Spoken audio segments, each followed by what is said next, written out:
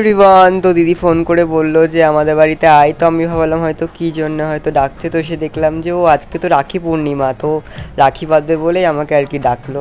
তো আমি তো চলে এসেছি, আর এসে দেখছি যে রেডি হচ্ছে আর কি। তো এই ফাইনালি আমাকে হচ্ছে এখন আশীর্বাদ করছে আর কি। তো দেখতেই পাচ্ছ, তো ব্লগটা তোমরা দেখতে থাকো, আশা করি তোমাদের ভালো লাগবে। তো তারপরে এই যে দেখতে পাচ্ছ আমাকে হচ্ছে রাখিটা বাঁধছে। তো আমি যেহেতু স্নান করেছিলাম না, তো আমাকে হঠাৎ করে ফোন করে ডাকলো, তো আমি সেই এই অবস্থায় আর কি চলে এসেছি, সেভাবে রেডি হইনি।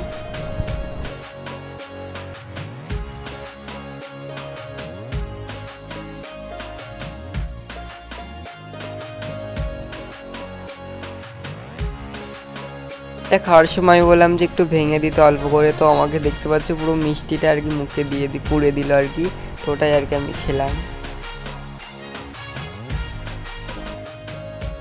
তো গাইস, আমি আমার দিদিকে বলছিলাম যে রাখি যতক্ষণ পড়াবি তাহলে আগে থাকতো আমাকে কেন বললি না, তাহলে আর কি আমি স্নান করে আর কি একটু ভালো রেডি শেডি হয়ে আসতাম। তো আমি যেই অবস্থায় আর কি ছিলাম, তো সেই অবস্থায় আর কি আমাকে ডেকেছে। আমি ভাবলাম কি না জন্য আর কি ডাকছে, কিসের জন্য। তো আমি সেই অবস্থায় আর কি চলে এসেছি। তো আমার লজ্জা লাগছিল, তো আমাকে please ignore my get up.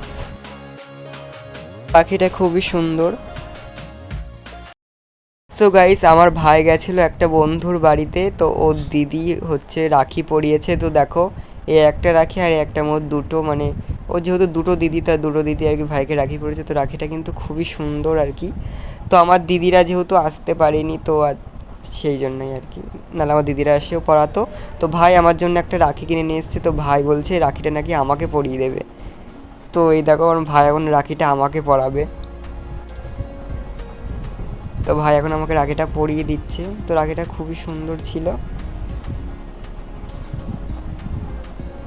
তো এই দেখো, খুব সুন্দর লাগছে। সো গাইস, তারপর সন্ধেবেলার দিকে চলে আসলাম এই দোকানটায় আর কি, দুটো ডেরি মিল্ক চকলেট নিতে। তো দিদিরা যেহেতু রাখি পরিয়েছে, কিছু তো দিতেই হয়। তো যাই হোক, তারপর সন্ধেবেলা চলে এসেছি, দেখতে পাচ্ছ ওদের বাড়িতে।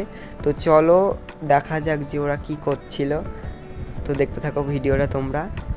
তো গাইস, তারপরে দেখছি যে দিদি কার সঙ্গে কথা বলছিল। তো ক্যামেরা দেখে তো দেখো রিয়াকশানটা কি করছে।